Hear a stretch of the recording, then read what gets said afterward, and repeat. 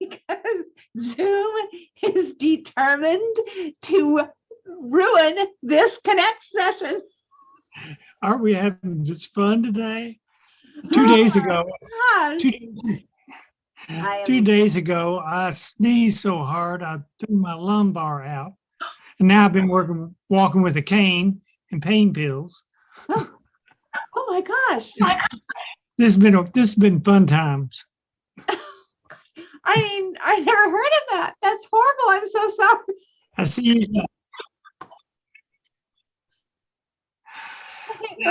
Listen, I'm happy to be on this side of the earth. Okay.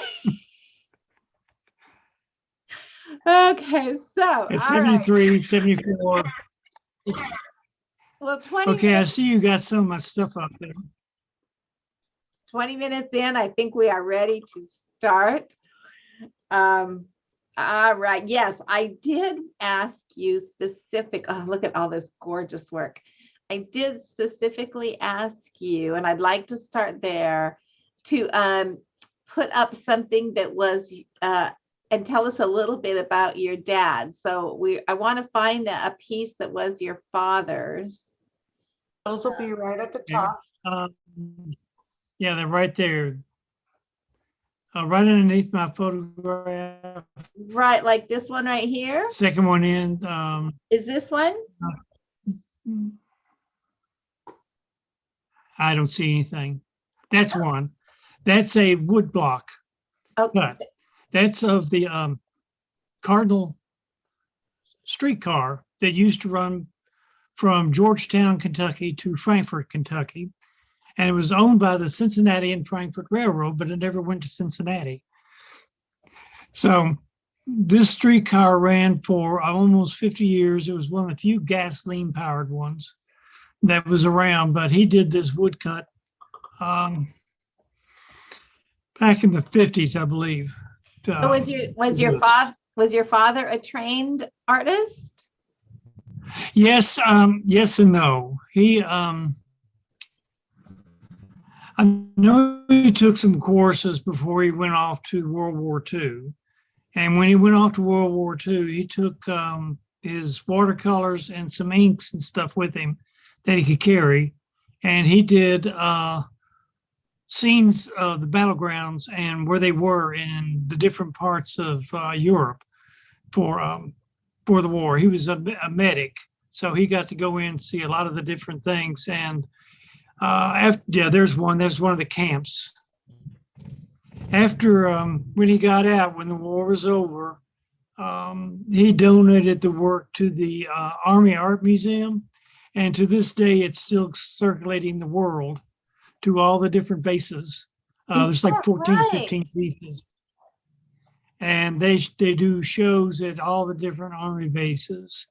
This is the last piece my dad did before he passed away, and it's oddly called Last Chance Railroad Station. And it's just a made up watercolor that he just loved doing, that type of stuff. But it's really nice. I mean, he's got a nice loose style and everything. Yeah. And apparently this is you? Yes, that's the Midway Railroad Station. That was in 1954. That little teeny tiny speck down in front of the window, that's me. But this was in Midway, Kentucky, and this was torn down, I think in the 80s. The city didn't know what to do with it, and they were having very, very hard times financially, and it was just more economical to tear it down. But now they regret it tremendously because Midway, Kentucky was built by a railroad. The Louisville and Ohio Railroad built Midway. They bought the land, they laid out the streets, they named the streets, they built the houses, and it's one of the few surviving railroad towns, and it's still the same way it was back in the 1800s. Oh, wow. But anyway, that's a pity. Minus that. So so did you draw as a child? Since your father was an Yes, artist? I did. Yeah, I didn't put any of those in there. They're too scary. But it was just basic stuff that I drew. Dad would give me a crow quill pen and ink, and I had to figure out how to use it and make it work. And that was great because when I got into mapping and all that, we used crow quill pens for correcting and adding type and different things within the mapping industry. So I was already able to use one, and I still use it to this day. Do you have one handy? No, I don't. Oh, darn. Okay. It's just like a regular pen holder that you buy at an art shop. And then you get a little removable pen, different size stylus in each one of the pens, up to where you get to the bigger pens where you got the lettering and stuff. Huh. I would like to, I need to take a look at that. I don't think I know anything about those pens. This Wait, I may have one right over here. Okay. I can reach it. Give me a few seconds. Sure.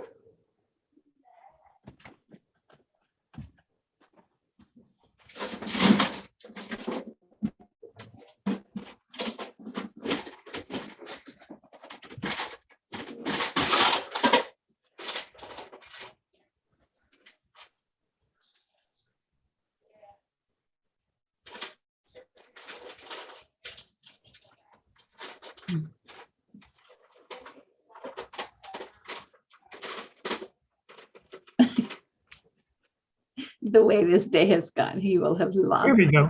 Oh, there we I go. don't know if you can see it or not. It's not up on the screen. Can you see it? If you put it right in front of your face or beard. Okay. Well, I mean, yeah. Okay, just push it a little closer to, there must be a hole in your laptop or tablet somewhere. Do So what then now? you change, so it's like a fountain pen, only you have to dip it into the ink. This comes out like that. Right. And then you take this, when you put it into the pen, you take it and you dip that down into the ink. So the Okay. ink goes the little hole on there. Then you have to wipe it gently, and then you start your line. You can go maybe about an inch and a half at a time. Very, very tiresome Yeah, no to use. kidding. Okay, all right. Well, listen, we've got all this gorgeous work, so we need to talk about that. But I noticed that you said Dorothy Leaves for Oz is the first piece that was in a juried show. So that must be a pretty early piece. It is. It was done in the 70s. I was in my graphite mode, which was the only thing I was really drawn with at the time. I believe that's on Strathmore paper. I can't remember from the time. I've still got this piece that's hanging in my bedroom. And it was 185 artists that were juried into this show at the University of Kentucky, and then get into a show that would, for everybody in the state. So I was lucky to get into that. It was my first show, and then it was a long time before I got into another one. Oh. Well, it is a really, really interesting piece. So interesting. So you, from the very beginning, because I mean, you don't just do straight up a train or straight up a house. Like there's almost always a sort of twist to it, or something that makes you stop and say, Yeah. What is this all about? Like for instance, this one, your description of it says that it's a peaceful glade at sunrise or sunset. However, when I look at it, there's a little bit of what exactly is going on here. It's a little bit uneasy.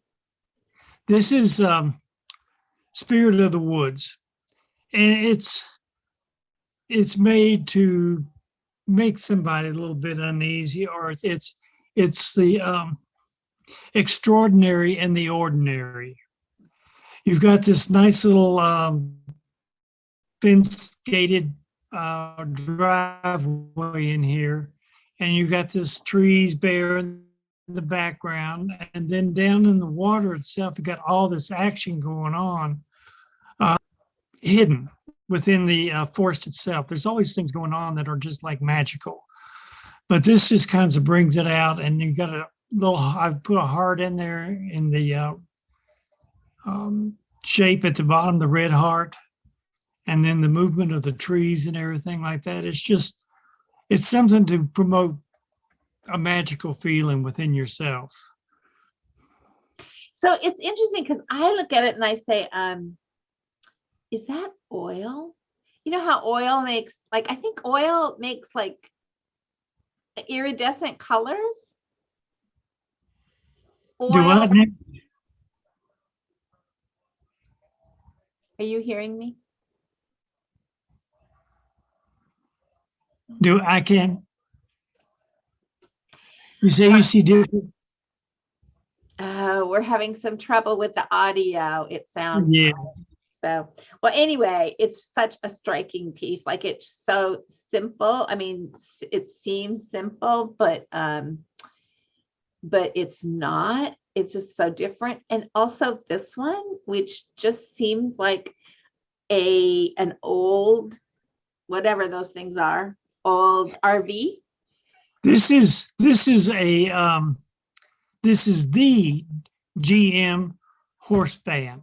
Oh, This was made specifically for Calumet Farm in central Kentucky, 1939. They went to GM, and this was the first horse van made.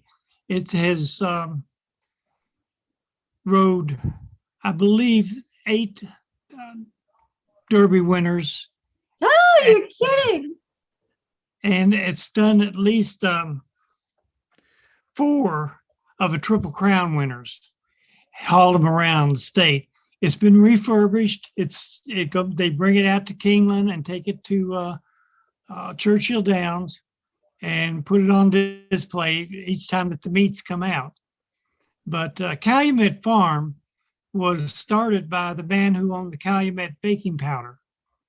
And that's where the name came from, for the baking powders, from the name of his farm and everything. But they were a big entity in Lexington, Kentucky, until like the 1960s, when they did some creative bookkeeping and lost the entire farm. Oh. Well, that's too bad. But I have to tell you, well, obviously I'm embarrassed. I'm such a city girl. I thought it was an RV. But I wanted to say that this is also striking. It's like so striking. It's not just a cool vehicle. There is something you've done here, something with the contrast, but also your sky and your trees are so masterful. Like those trees. Oh, I just absolutely love them. Or a color pencil, and it's more like just like little scribbles and dots on the paper to get it to that thickness. Now the sky, I used watered down acrylic ink on the sky, just put into the blue areas. And then when that was dry, I came back across it with very thin sky blue pencil and true blue, very thin pencils. And if you lay them on the edge, I don't know if you can see that, like this be the edge of the pencil. Yeah. Lay it on the edge and kind of rub it like that. It puts a nice soft sheen on there. And then you can take a cotton swab, a piece of tissue or whatever, and rub that, and it'll just soften it out. But you can actually put very thin over top of inks once the inks are dry, and it'll help bring out the tones and stuff. Well, I mean, everything about this piece I love, but those trees and that cloud, I haven't seen that sort of sky before in color pencil. But so it's interesting that it's not just color pencil, it's color pencil and a watered down acrylic. On what? Do you know what paper? That was done on, I believe, arches, the 140-pound watercolor paper. Okay, That's what I've been using for a long, long time. Arches. Now Arches has kind of a doesn't Arch have kind of a felty soft surface? Like it's kind of, They're very rough texture. it's really rough. Is that what It's you're not- asking for paper? Well, okay. All right. So, I mean, there's so much work. We have to move on. I don't know where to go next. I believe you said that this was something your father had done. No, I see the story. Yeah. yeah, this was when Dad went off to World War II. They had to put in service just about every train they could ever find in the United States to get the troops to the point to where they can ship them overseas. So they ran the Zephyrs and stuff on the lines coming into Kentucky, which they never ran before. It was only for this emergency. This is the Zephyr that my dad rode and got up to Chicago. That's Chicago in the 1930s or 1940s. And this is an old postcard that he had that I found amongst his possessions, and I researched it, and there was no copyright or anything on it. So I changed it out. I put the train in there in the buildings, and then I added the ink sky into it. But that's the train that ran from Chicago to Cleveland, Ohio, the Mercury. I love this. Can you give us a little understanding or maybe a little peek into like what made you I mean, the sky back there is clearly the colorful part of the sky, like where do you get the idea? Do you try different things or like how did that colorful sky come about? Okay. Mistakes were made. We'll just start right there. I mean, we do make mistakes, but when I was doing this piece, as I got further and further along with it, I knew it needed something more dramatic into it. Oh, by the way, there's 1,781 windows in this piece. I'm so anal at times, I just had to count all the windows.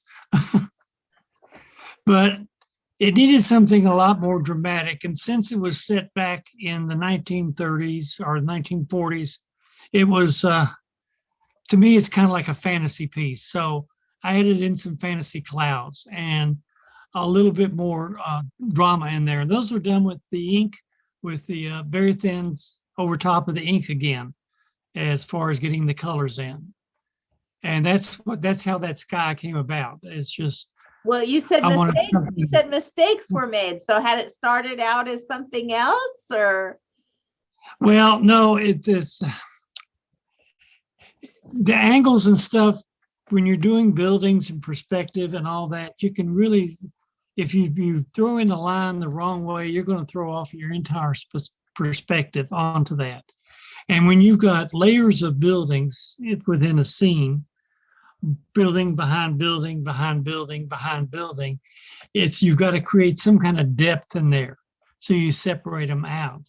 And some of that got a little messy in there. And so it was easier to add some clouds in there and just more like the, during that time period, all the air conditioning and heating units were mostly on top of the buildings. When you went into a city in that time, the city was, buildings were out of the tops of buildings. But I didn't want to do that, so I just did the clouds. Well, it's fabulous. Just a fabulous piece. Oh gosh. There's another one in there, the journey, the train with the clouds in the background. Journey through the mist of time. That's it. That's done. That's another one that's done with acrylic ink for the sky with the very thin and I think a little bit of Prismacolor over top of that, and then blended right in. They add nicely to the tones of it. You don't quite get the tones you want with the inks alone. So you can add a lot more depth with the very thins and some of your Prismacolors on top of that, which is what I've been learning to do with the Inktense pencils, which I love those. It's using them as a wash. Yeah, over top. aren't they wonderful? Yeah, they are. This piece scares me a little bit. This train was the one that ran from Georgetown, Kentucky to Versailles, Kentucky. And this photograph I took is from 1909. And once again, we're in a time warp type thing. And the scenery around this train as it's set when the photograph's taken, it's pretty ugly. There's a hillside bare and Oh, I see. it's kind of yucky. So I decided, okay, since it's let's just make it a really dream type episode. And it's just a train that's just kind of like traveling through time. You get on the train and off you go. Yeah, so Classine They had a says, movie about that. Classine says in the chat, just love your storytelling, David. And that, that is what you're doing with every piece. You're telling a story. Somebody else asked, Rhonda asked, so much of your work is Americana. Why do you work in that? And you've done a series of Americana with fantasy or sci-fi. Can you talk about that? But before you answer that, if you heard all that, maybe you can point me to a piece that she's talking about, a sci-fi series that I thought was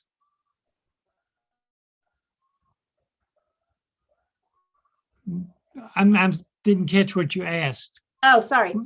Well, Rhonda said you've done a series of Americana with fantasy or sci-fi.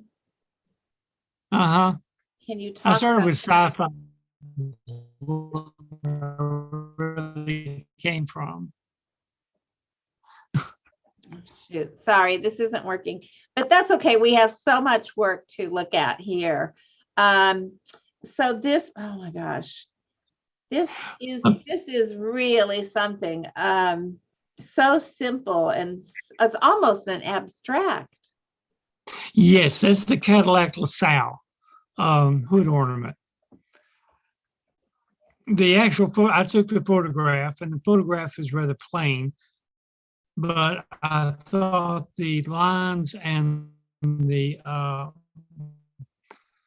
shape and just the energy of the piece was what I wanted to draw. How big was this? And 13 by 19. For some reason, I'm drawn to. And do what? I just noticed how big it was. 13 by 19 is big. Yeah, it's 13 by what? 13 by 19, 18? 19. Yeah. That is a big piece. Yeah, the one we just saw with Chicago, that was 20 by 24, I believe. But that's a big, very large. But the difference is that this is one simple ornament, and it is almost an abstract when it's done in that big a size. That is fantastic, and it's with Prismacolor, very thin, and Inktense. It looks like. Is there a piece that you would like to talk about? Tell me something about? Any one of them. Any one of them. You're so prolific. There's a Crestage counter here. The Reflections Past is the yellow piece with the old soda fountain counter on it. Yes. It's over next to one of the irises.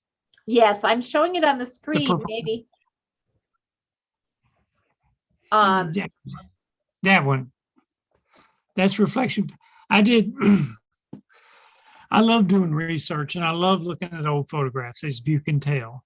And Kentucky Digital Library, the University of Kentucky, right there in Lexington, and the Kentucky State and Eastern Kentucky University, which are all located within like 50 miles of each other, combined with the local papers, and they created the digital library of history of everything in Kentucky.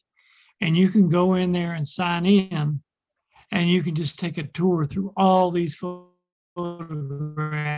from the 1800s all the way up to now, the old basketball teams, everything. Anyway, I came across this of SS Crestage, which was in downtown Lexington. They've since long torn that down. It was a black and white photograph, but I remember going into the stores and I remember the colors and stuff like that, and the terrazzo floors and the bright colors and the stripes in the 1930s type style of signs and everything. So this is how this came about. Using that photograph, of course, it's in black and white, figuring out the different colors that everything is going to be in there. First time I've drawn a mirror. I've never drawn a mirror before, and figure out how to do that and how to make it reflective but not reflective. Right. And the all the equipment in there, like the root beer barrel in the back, and then there's a like a steam bar right in front of that they used that for like hot dogs and stuff like that. There's a gumball machine on the counter. There are signs of ice creams and stuff across the top. It was just I love doing nostalgia pieces.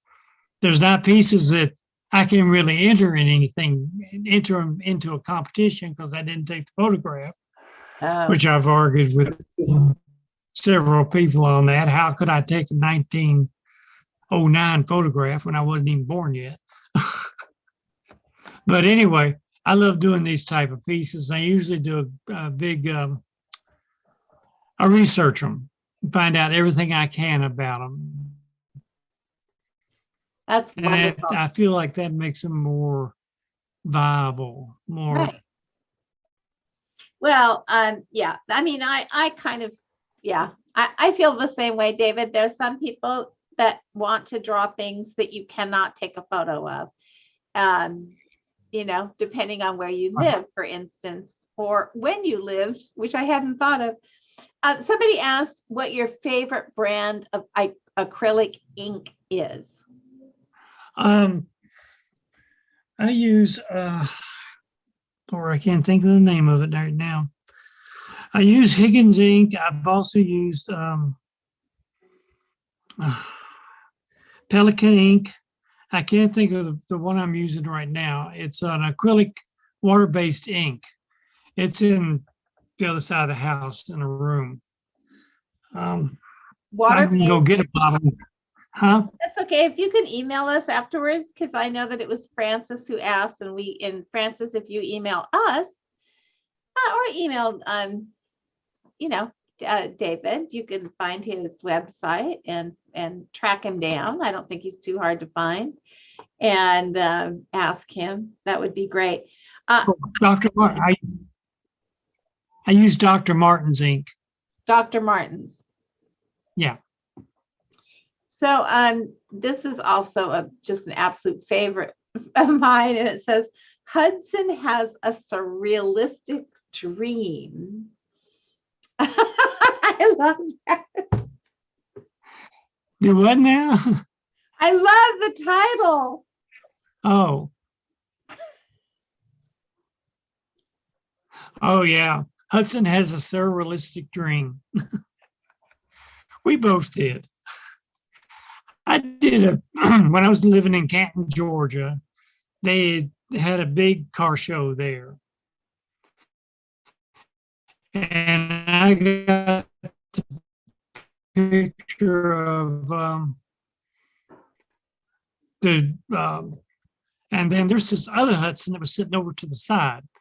And it was kind of plain looking, but it had some really great soft reflections into it. And so I took the photograph, and then I just had to bring those reflections up.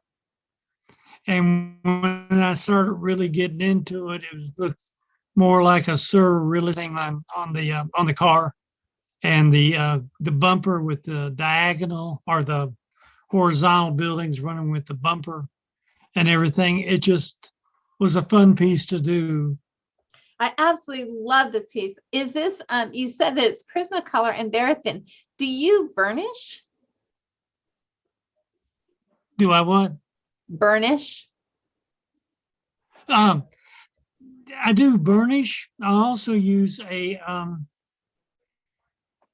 thinner. I used to use Bestine, but Bestine's not made anymore, Oh, which is probably a good thing. It's probably why I'm so crazy now from using Bestine when I was younger. But Mona Lisa is what I'm using now, thinner. okay. And sometimes the thinner will get you the really nice smooth effect on your colors, get you a nice block of color on there. But there are times when it's really, really tight, and I can sharpen my burnisher pencil down to a super fine point, and I can get into corners, and especially around type lettering and stuff is much easier to do that with burnishing. So I use smudging, I use the ink, the solvent, and I use burnishing. And I also will burnish with, say, like I'm using a Tuscan red Prismacolor. I'll use the Tuscan red very thin over top of it to burnish it to get a good clean line at the edge. You know, not that many people use Verithin that much. And you obviously, you clearly really love it. What's that in? Not people use very thin? Very thins that much. And Yeah. you really do. Yeah, I do. And it was kind of sad to see that their Prismacolor is going to be taking those and just be not sell the individuals that much anymore, just going to be selling them in sets. So at some point here, I'm going to have to go in of the different colors I want before I can't get them anymore, except in sets. And that's just not good. No. If you have to buy like 5 sets. Yeah, you can't buy a whole set. Just oh my gosh. Francis says, Verithins are very difficult to get a hold of over here in Spain. My goodness, Francis, you're in Spain. Yeah, I imagine that Verithins are hard to get a hold of, and they're going to get worse. That's going to get worse. So yeah. This is also your favorite. I think this is your favorite Trinity, the Prismacolor, Verithin, and Ink Tense. So did you use the Ink Tense on the black?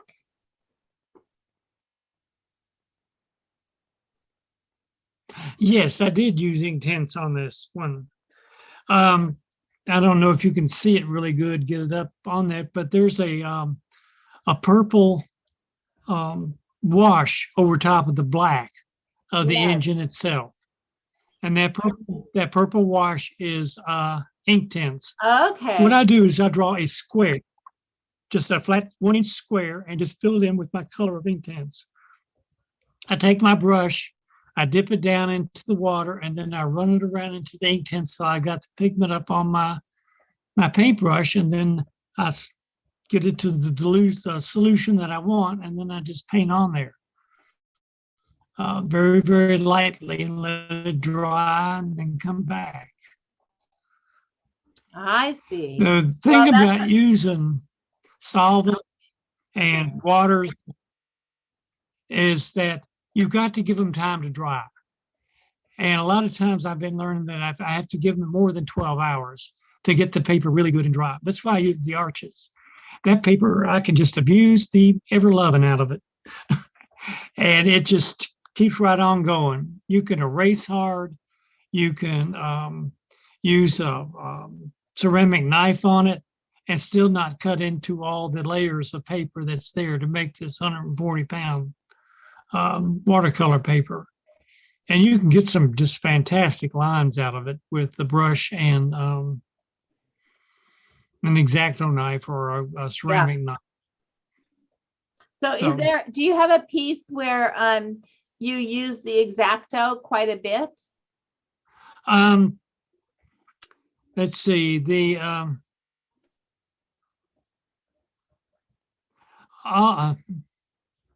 autumn one, the barn sitting out the local, that one, The and barn. Namaste, the water piece.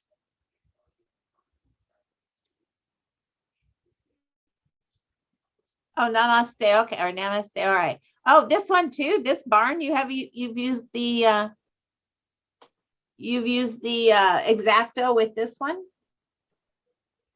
Which one? The autumn morning. Yes, I did. Yes, I used a ceramic knife on that. Now, this is from my years of map making. When we had to do corrections. We had to do corrections with type. And it's a big plastic sheet. That's what you get with all the type on it for all the names of the cities and stuff like that. So sometimes you have to go in and repaint a letter in really, really tiny letters. It's the 2-point type, 4-point type, 5-point type. You have to be able to use magnifying glass and do that. But you also had to use an X-Acto knife and a flat blade to clean off the emulsion. But cleaning off the emulsion, you had to just not cut the plastic underneath it. You could only clean off the emulsion. And then you could use the black ink and a crow quill pen to put the rest of the letter in as it should be. And then clear fingernail polish over top of it seals it back into the plastic. But when I'm using my X-Acto knife, my ceramic knife, I turn it on the flat side and I get it good and dull and remove some pigment and stuff like that with your ceramic knife, the point. But if you come in with the flat side, go lightly over it, any of the debris that's in that area will just be taken right off, and then a kneaded rubber eraser just rolled right across it will pick up all that debris. And you'll end up with a nice clean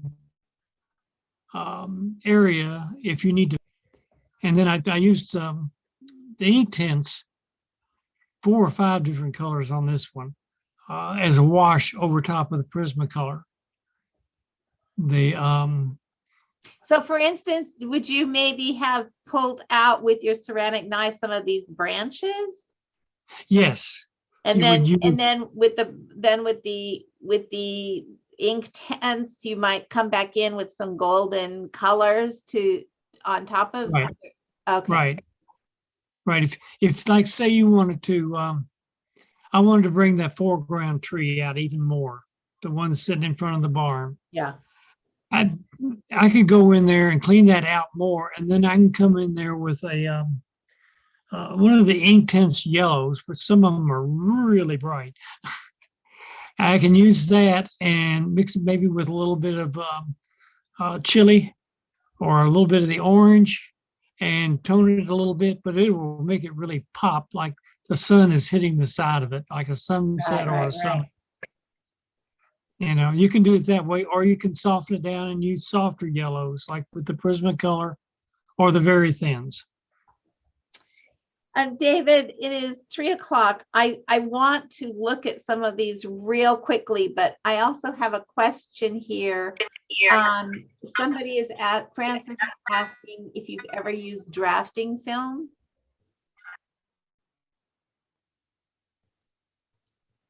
I used drafting film all during my career with mapping company, and design on that. When you first get a map to put together, it's the first thing it's done. It's made into line form through a machine. It gets too involved. But anyway, you got to put all the type and stuff down onto it.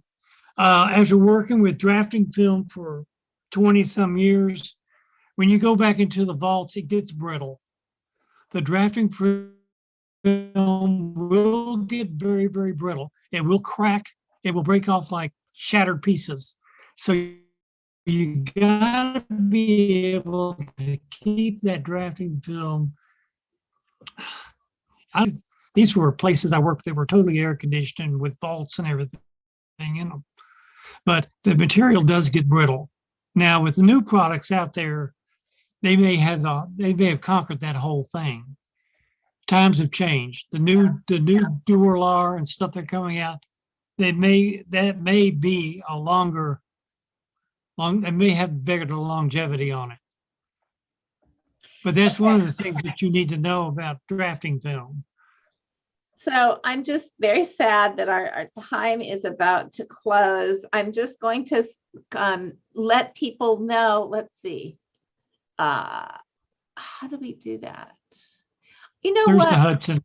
Yeah, I think we are going to put a link to this Padlet on the Connect page, so that if you go to our Connect page, our video page, you'll be able to get to just this Padlet. Or, you can go to David's website, because I mean, look at this stuff. We haven't gotten a chance to talk about it all. I do want to ask you, David, you're so prolific. How much do you work? Well, past years, I've been putting out about 10 pieces a year, but I've slowed down tremendously now. I'm finding that I'm enjoying it more by going slower. Oh. And was able to do more detail. This piece right here, I love this piece. It's one of my favorites.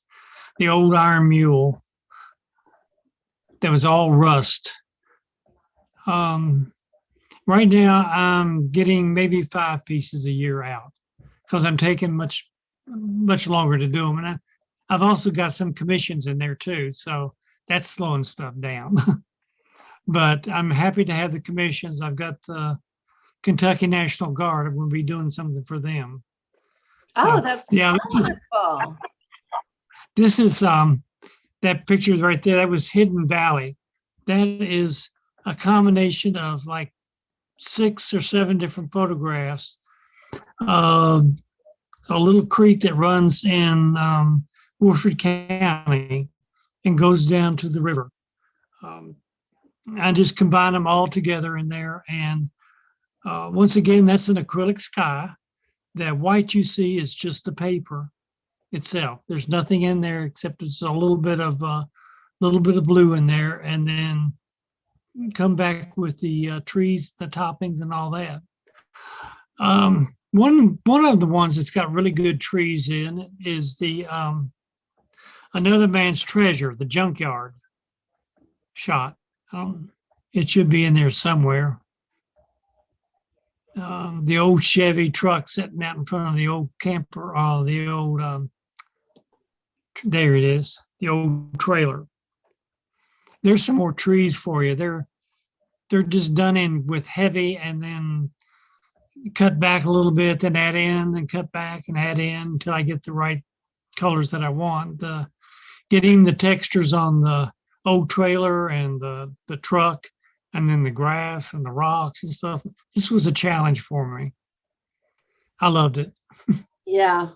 Well, I love your vision. I love your execution. I love your little edge. I don't know what to call it. It's like you don't, oh man. I think we're going to end on this one, which takes my breath away. I do have, Francis said, I loved seeing your art, David, and love hearing the stories. I'm blown away by the details. Thank you for sharing. Thank you, Francis. You're very welcome. Yeah. So, oh gosh, this piece is amazing. This is blue sky smiling at me. That is just absolutely a masterpiece. we're going to have to go. Thank you so much for taking the time to put all of this work together for us and for being willing to talk to us about all this wonderful stuff. Anytime. Anytime you want to do it. Yeah, that's another tractor. That's some Yeah. Just wanted to make sure. 16 tractor. Yeah. So I'm going to let you get back to drawing because we need more David Neace art. Yeah, I got a work in progress on here. Is what I'm working on now. I think it's right next to my photograph. Oh, is this a work in progress? Oh, it is. Yes, that's the one I'm working on now. Oh, wonderful. That's the Essex Terraplane 8. Well, we can't wait to see it. Hudson. And it's finished. 1933. Yeah, it's taking me time on that one. I just been working on the type today. Oh, well, we know it'll be beautiful. And I want to thank all of you who came to listen to us. And thank you so much, everyone. And have a great rest of your day. Bye-bye. You do too. And thank you all for today. Bye. Bye.